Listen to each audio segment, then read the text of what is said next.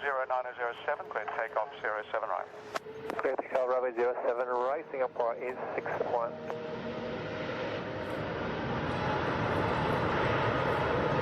Welcome back to the Canadian Aviator. In this episode, airplane Pitot-Static instruments.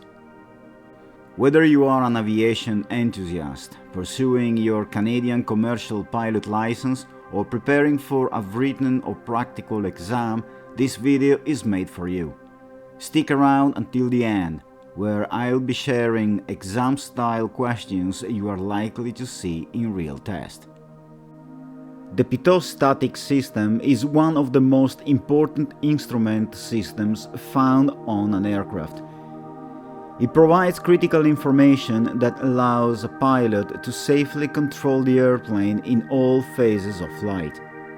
The instruments that rely on this system are the airspeed indicator, the altimeter, and the vertical speed indicator, commonly referred to as the VSI.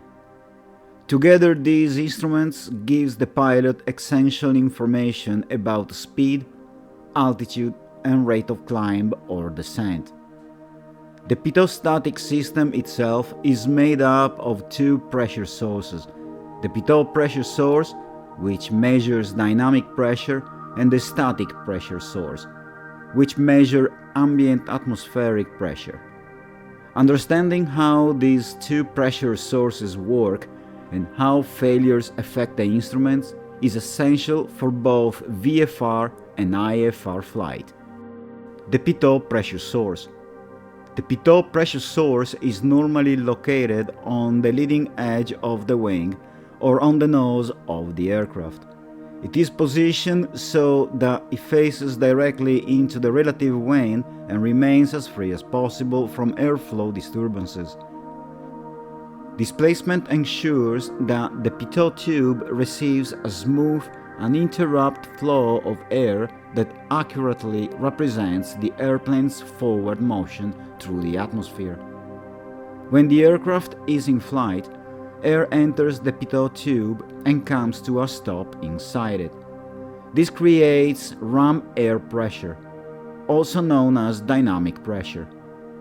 The faster the aircraft moves through the air, the greater this dynamic pressure becomes.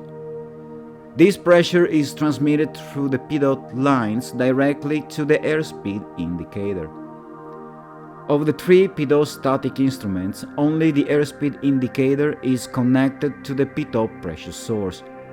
The airspeed indicator compares Pitot pressure with static pressure to determine how fast the airplane is moving through the air. Because of this, any problem affecting the Pitot pressure source will primarily show up as an airspeed indication error. The static pressure source. Static pressure changes as altitude changes, decreasing as the aircraft climbs and increasing as it descends. Static pressure ports are usually located on the sides of the fuselage, where airflow disturbance and ram air effects are minimized. The airspeed indicator, altimeter, and vertical speed indicator are all vented to the static pressure system. This allows the pressure inside each instrument case to equalize with the outside barometric pressure. As the airplane climbs, outside pressure decreases, and the instruments respond accordingly. As the airplane descends, outside pressure increases, and the instruments adjust in the opposite direction. Having two static ports is especially important during maneuvers involving rapid or uneven airflow, such as steep turns or slips. If one port experiences abnormal pressure, the other port helps reduce the overall error by averaging the pressure.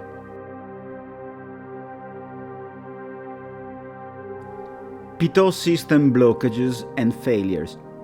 One of the most common problems affecting the Pitot pressure system is blockage. Because the pilot tube faces directly into the airflow, it is vulnerable to contamination from dirt, insects, water, and ice. If the pitot tube becomes partially blocked, the airspeed indicator may respond slowly or show incorrect readings. If the pitot tube becomes completely blocked, the pressure becomes trapped inside the airspeed indicator. To prevent ice buildup, many modern aircraft are equipped with electrically heated pitot tubes. Pitot heat is designed to keep the pitot opening clear. However, pitot heat can fail due to electrical malfunctions, or it might simply be let off by the pilot. Static pressure system blockages. Blockages in the static pressure system can also lead to significant instrument errors. A partially blocked static port will prevent the instruments from sensing rapid changes in atmospheric pressure. During a climb with a partially blocked static system, the altimeter, airspeed indicator, and vertical speed indicator will initially underread. The VSI may show a lower rate of climb than actual, and the altimeter may lag behind the aircraft's true altitude. Once the aircraft level off, the instruments may slowly catch up as pressure equalizes. During descent, the opposite occurs. The altimeter may overread, indicating a higher altitude than the aircraft is actually at, while the airspeed indicator may show a lower than actual rate of descent. These errors can be subtle but dangerous, particularly during approaches and altitude-sensitive phases of flight. Because of these risks, pilots should always inspect both pitot and static pressure sources during the pre-flight walk-around to ensure they are clean, unobstructed, and free of moisture or debris. This ends the 7th episode of The Canadian Aviator. Now let's go through few questions presented on this video. These are questions that could be asked by your instructor, by Transport Canada on the written exam, or by the flying examiner during your practical test. Question 1. What does the Pitot-Static system operate? A. The airspeed indicator and the altimeter. B. The turn coordinator and the airspeed indicator. C. The airspeed indicator and the vertical speed indicator and the altimeter. Or D. The airspeed indicator, the turn coordinator, and the heading indicator. That's right. C is the correct answer. The airspeed indicator, the vertical speed indicator, and the altimeter. Question 2. What is the Pitot-Static system impact pressure? A. The result of the aircraft moving through the air. B. Dynamic pressure. C. The sum of dynamic and static pressure. Or D. It has nothing to do with static pressure. That's right. B is the right answer. Dynamic pressure. Question number 3. Why does the vertical speed indicator move erratically when you select alternate static source? A. It doesn't move erratically. B. Because the static pressure inside the cabin is different than outside. C. Because the static pressure inside the instrument is greater than outside. Or D. When you switch over the various tubes, it causes an imbalance of pressures.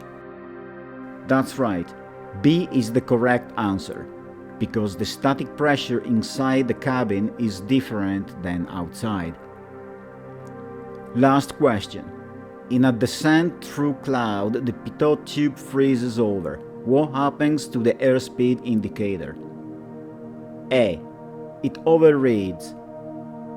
B. It underreads. C. It remains steady as long as you hold the attitude constant. Or D. It returns to zero. That's right. B is the correct answer. It underreads.